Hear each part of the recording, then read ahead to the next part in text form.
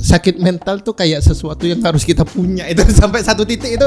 Kalau lu gak punya sakit mental lu gak keren. Iya, sakit mental lu apa? Anxiety disorder. Oke, antum apa? Iya, benar banyak banget. Makanya aku nggak paham. Aku dong. Oh jadi berarti salah satu pembeda terbesar dari generasi terutama X ke Z ini adalah informasi yang meluas gitu. Arus informasinya beda. Arus informasi meluas dan aku ngerasa kayak kan sekarang kita ngebahas tentang mental illness nih ya. Kira-kira arus informasi itu berpengaruh besar gak sih sama mental mereka gitu? Terutama yang kalian lihat sebagai seniornya gitu. Kalian nggak ngelihat kita tuh gimana sih karakter terhadap mental gitu anak-anak Gen Z itu? Menurutku banget informasi yang masuknya itu tidak tertata, brutal itu kan bisa mempengaruhi psikis loh. Gitu ya. Kita dulu aja itu diatur banget anak-anak tuh nontonnya apa, misal jam berapa, harinya apa, hari itu hari tontonan anak-anak, hari Minggu misal gitu ya. Kalau sudah malam itu sudah bukan lagi tontonan anak-anak misal gitu ya. Tontonannya sudah berbeda. Jadi kayak ada guidelines-nya. Informasi yang masuk ke umur segini harus yang begini, informasi yang masuk ke bapak-bapak tuh harus begini misal gitu ya. Nah, kalau sekarang kan bebas, nggak ada filter. Anak kecil juga bisa dapat informasi yang berat-berat yang mungkin belum umurnya untuk dia memfilter itu. Akhirnya apa? Mempengaruhi mental dia menurutku. Makanya terlalu informasi jadi. Makanya banyak kan generasi milenial anak-anak kita tuh yang pengen rehat dari sosmed dulu. Yang seleb-seleb gue rehat dulu dari sosmed karena stres main sosmed terus. Apa namanya dopamin detox. Iya, detox gitu ya. Pengen rehat dulu sosmed tuh bikin gila kalau diikutin terus, bikin capek. Tapi anak-anak zaman sekarang tuh nggak tahu mereka karena mereka tuh terlahir sudah dalam kondisi sosmed. Kalau mereka nggak masuk ke situ, mereka tuh jadi stres. Mereka ketinggalan FOMO tadi. Kalau kita kan, kita tuh pernah ngerasain tanpa internet dan ternyata fine. Ada internet agak bikin stres. Ya tinggalin dulu sebentar, detox dulu gitu ya. Supaya nanti masuk main internetnya juga bisa happy lagi. Nah, anak zaman sekarang tuh sudah terlahir dengan sosmed gitu ya. Mereka nggak main, takut FOMO di dunia circle mereka kan, ketinggalan berita, diikutin stres, jadi serba salah. Makanya banyak sih yang anak-anak ngomongin hal yang harusnya belum mereka omongin gitu. Betul. Yang masih kecil-kecil banget tiba-tiba ngomongin hal-hal yang menurutku terlalu vulgar atau terlalu apalah gitu.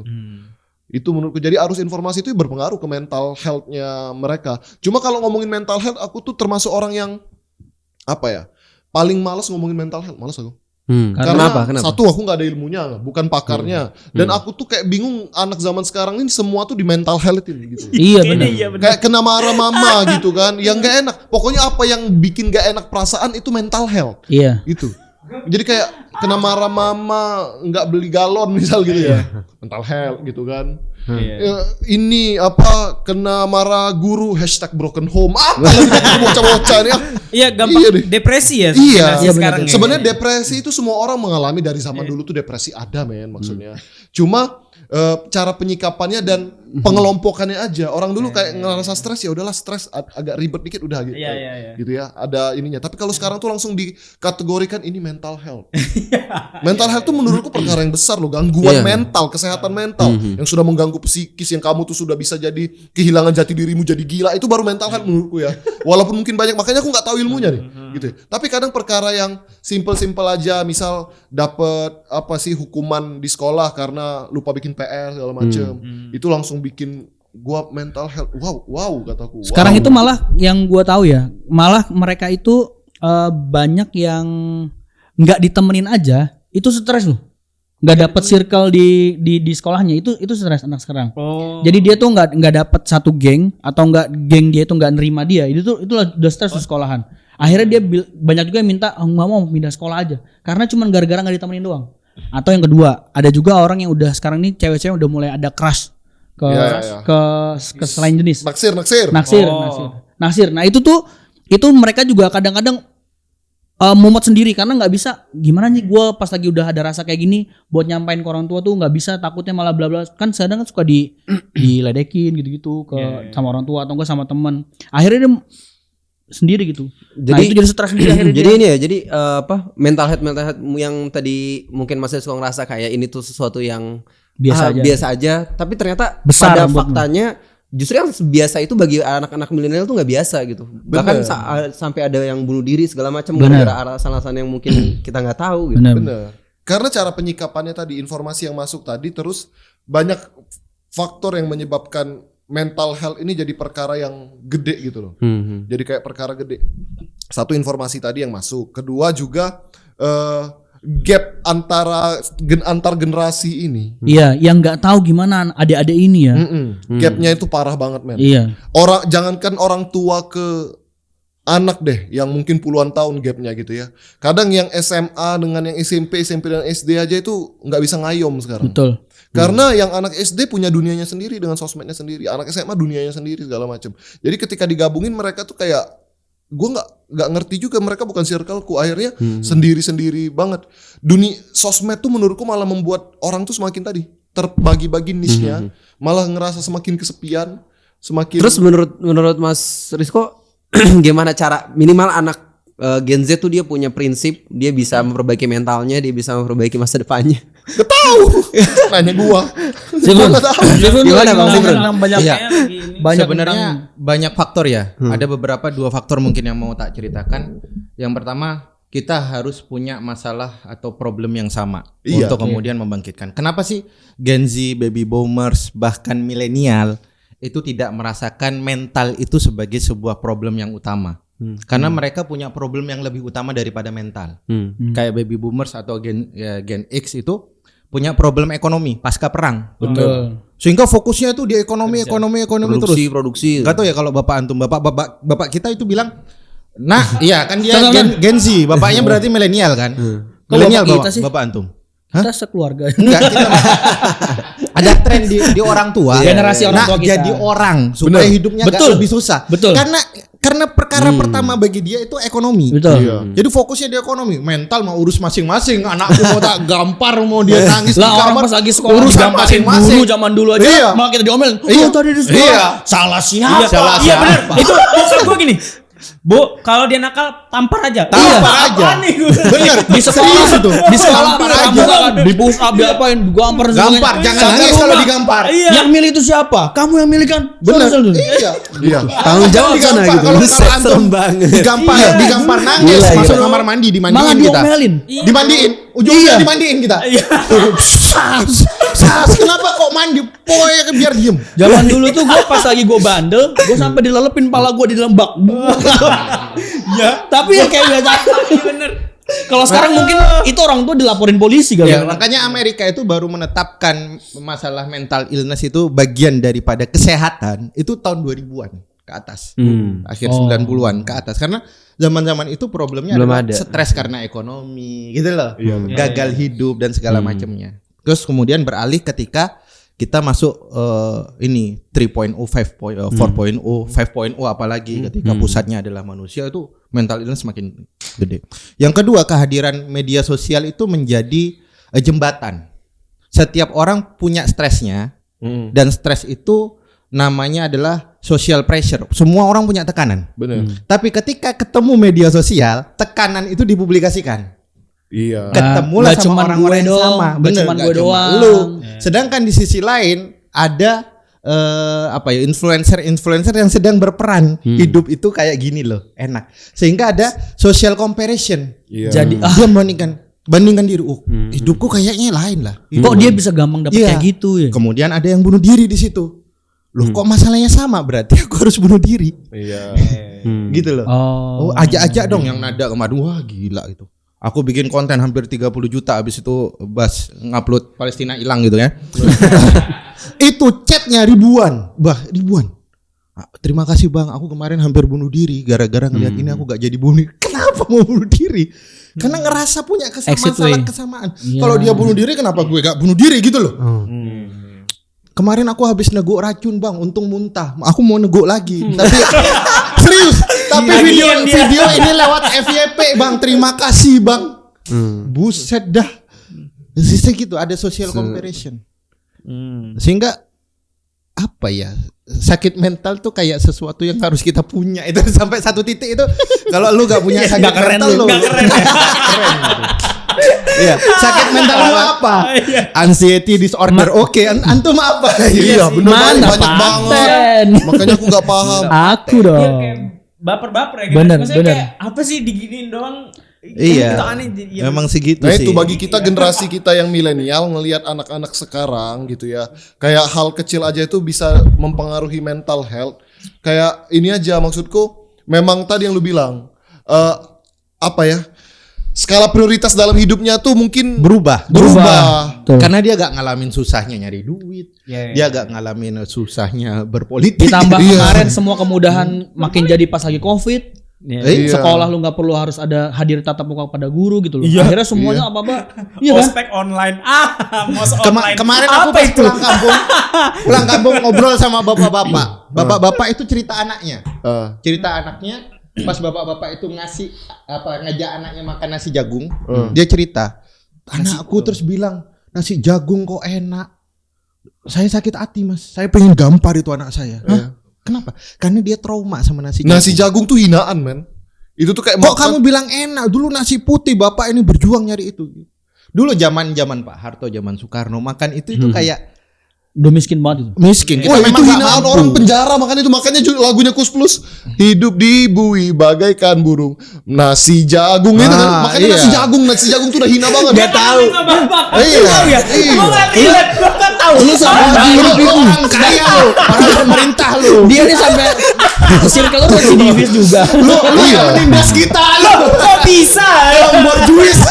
Dua tahun di penjara gitu. Oh iya. Iya. Iya, terus ada anak-anak Gen Z itu kok lebih enak nasi jagung daripada nasi putih, Pak. Wah, pengen gue gampar itu masuk. Itu tuh udah kayak hinaan banget saat itu, minumnya air tajin misal gitu kan. Iya, kadang tiwul, nasi tiwul, dedek. Iya. Tahu bener. tajin? Enggak tahu. Air cucian beras. Oh, bro, air tujen dulu beras. itu nasinya nasi jagung, lauknya Lalapnya itu lalap kangkung. lauknya adalah nasi yang Lagu dikeringin itu. terus digoreng. Iya, bener. Oh, rengginang gitu, rengginang. Itu lauknya. Iya. Lu makan nasi, lauknya nasi. Bayangin tuh.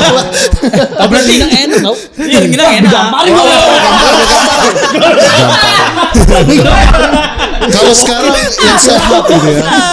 Ditabokin gua Kalau langsung. zaman dulu tuh begitu. Jadi memang skala prioritas yang dibilang si Frun tadi setuju banget. Ingat gak nenek kita tuh ya, nenek kita yang generasi perang dunia Oh, iya, ini. iya. Ini kan hidupnya survival. Ceritanya pasti nenek kena tembak Belanda, Iya. kena Iya. bacok Oh, iya, apa Kayaknya- udah. Gak ada nenekmu itu depresi, Gak gak ada. insecure, Bener gak sih. ada besok mati. Masa jauh-jauh sampai nenek lah. Bapak-bapak kita tuh kalau cerita ke sekolah tuh kayak naik gunung dulu, lewat Iya. nyebrang Nah. sungai kayak apa sih? Kayak Jadi gimana sih itu emangnya yang sekolah lu pertama dulu kayak pasca perang itu orientasinya survive. Survive. Iya. Yang kedua, Orang tua kita, iya, generasi ekonomi. berikutnya Ekonomi. makmur. Ekonomi. Memperbaiki. Makanya antum Iya. ingat ya, kemudian apa ya yang digembar-gemborkan masa kita itu adalah sidul anak Betawi asli. Kalau Iya. mau hidup nyaman jadi sarjana. Sarjana. Bener. Oh. Jadi tukang Jadi tukang standar, insinyur. tukang Oh insinyur. iya pantas ya generasi X itu Bangga. rata-rata menyuruh anaknya untuk Oh iya, sarjana. betul, Sarjana. jangan. Karena Iya. sidul makmur dapat Sarah sama Rohaye. Iya, Abis bener. dari Itu Cewek-cewek berebut. tanah sama ini Belanda. Iya, Heeh. bener. Iya. Iya, gue enggak nonton lagi. Iya. Ya, nonton antum. Nenek-nenek Wiro kita Sableng tuh nonton gak lu? Coba ya. Nonton. Kalau zaman Sidul sekarang tuh tuh kan kayaknya emakku deh yang nonton. kualitas hidup terus meningkat. Kalau nenek-nenek zaman nenek kita dulu kan anaknya tuh banyak-banyak tuh. 10, 11 punya anak. Nenekku tuh punya anak 9, meninggal 2. Iya. Gitu-gitu kan. Terus orang dulu tuh kalau anak meninggal tuh kayak iya Ya meninggal udahlah. Ya udah gitu aja, Mas. Kalau zaman sekarang kan kayak Dan wah, anak depresi. anak 12 itu biasanya masing-masing anak suruh nyari makannya sendiri. sendiri. Atau Bapak enggak survive abangnya sendiri. suruh buat Iya, barcode gitu. bapakku merantau ke Jogja lulus SD sendiri. Oh, iya. Lulus Bertahan hidup. SD merantau ke Jogja sampai lulus kuliah. Pulang kuliah dapat kerja baru pulang. Iya. Aku sukses mak gitu dulu pendidikannya. Iya. Oh, masih hidup kamu, Nak? Iya. Bapakku tuh lebih kenal Jogja Komunikasi daripada lo, serius lo. Palembang. Iya, lebih kenal Jogja dia. Gitu. Lu enggak tahu-tahu apa dengan Mana tentang ada generasi kalau lu? sama Wak? Enggak tahu dia. Dulu tuh Nonton prioritas Sidul enggak sih? Atun. Aku tahu Di tapi bioskop, aku di nggak bioskop, nonton. di bioskop. Aku nggak nonton. Yang udah jadi Atun sama udah- Basuki nyangkut di Nyangkut di trompet trompet. tau enggak? Enggak tahu. Tanjidor. Nyunyung. Nyunyung. Iya. Enggak tahu. Enggak tahu. Aduh, gua nggak Sombong nonton. amat. Oh, itu iya, sombong amat. Nah, nyangkut di Tanjidor tuh lucu banget itu. Wah, itu apa ya? Common sinetron itu dulu. Pokoknya yang lokal Sidul, yang Cina Kerasakti, Kerasakti. tontonannya gitu ya. Tuh, Semua. kartun tuh Dragon Ball, Iya dah. Doraemon. Iya banyak tuh. Bro Sableng. Hiburan. Beda jadi begitu Wak menurutku. Nah sehingga kan kayak masalah survival udah beres nih. Kualitas hidup itu udah meningkat. Udah mulai Anak-anak tuh fertility-nya nggak langsung mati-mati doang gitu. Iya. Gitu ya. Iya, diusahakan dulu lah bawa ke dokter. Kalau dulu tuh mati anak gitu, terus gimana? Ya mati gitu doang kayak gitu. Kalau zaman nenek-nenek kita dulu. Iya, mengandalkan imun lah ya. Iya, jadi Imunmu lah, adulah dengan virus itu. jadi ya loh. Jadi meninggalnya itu karena tipe, karena penyakit-penyakit. Ya, Iya, demam berdarah, gigit nyamuk gitu Gigit doang. nyamuk. Zaman dulu belum ada baygon-baygonan apa. Nih gigi ular nyangkut ke kaki, gitu-gitulah. Iya. Lanjut di sungai. Lagi berangkat sekolah kesangkut ular gitu ya. Ditambah apa tuh ke bawah arus di sungai. Nganyut-nganyut sungai karena mau sekolah di sungai dihadang buaya gitu kan. Dimakan ikan patin. Iya. Meninggalnya begitu. Di Sumatera banyak kan kayak gitu ya. Banyak. Dimakan ikan patin tuh. Laskar Pelangi kan buaya itu, si lintang tuh. Iya. Jadi masa survival sudah beres, kualitas hidup meningkat. Selesai masalah utama. Ternyata setelah anak-anak hidup, kok susah nyari perekonomian gitu kan, untuk menghidupi keluarga susah dengan anak yang jumlah banyak begitu kan. Akhirnya anak-anak kita mengemban masalah perekonomian. Makanya Iya. bapak kita kuliah kerja keras, pendidikan luar biasa. Saat itu kayak cerita Sidul, orang nggak punya, bapak cuma ngoplet tapi bisa sukses dengan Bisa pendidikan. ngidupin anak-anaknya sampai Iya, kuliah. akhirnya gitu. zaman generasi bapak kita tuh pendidikan perekonomian itu skala prioritas Iya. gitu kan. Nah sekarang bapak-bapaknya ini sudah sukses, pendidikannya Iya. tinggi-tinggi, punya pekerjaan, anaknya hidup mewah. Iya. Generasi Makanya milenial. kan ada sebutan Iya. ini ya, era abundance, Iya. era keberlimpahan. Iya. Nah itulah kemudian apa yang bisa kita jadikan masalah ya? Wah udah lengkap. Jadi semua. masalah lain lagi nih. Pribadi ini masalah sama diri pribadi. Iya. Mental akhirnya. Akhirnya larinya ke sendiri-sendiri. Karena manusia itu ininya fitrahnya itu butuh masalah. bener, Butuh masalah. Kalau semuanya ada, dia masalahin diri dia sendiri. nggak ada lagi beres. Udah lah, nyari masalah sama diri sendiri lah. Kamu sering nyari masalah sama diri sendiri berarti ya? Bisa jadi. Saya itu. Iya ya. Tangan. Overthinking itu kan gara-gara semua masalah kita selesai baru kita punya waktu luang untuk overthinking. Iya. Coba kita punya masalah, banyak masalah, istri belum makan, anak nggak bisa sekolah, Nggak sempet lagi. nggak ada udah overthinking, kerja sampai tipes lah. Iya. Iya kan? Iya. Ya, kita sampai nggak peduli dengan diri kita sendiri. Iya. Iya. Gitu. Karena nggak semua, ada kok Gen Z yang memang kerjanya itu gila-gilaan, yang nggak males. Misalkan contoh konten kreator kayak siapa, antum suka siapa aja tuh konten kreator? Banyak lah ya, misalkan Atta Halilintar itu nggak bisa kita bilang dia pemalas. Iya. Sampai kerja syuting.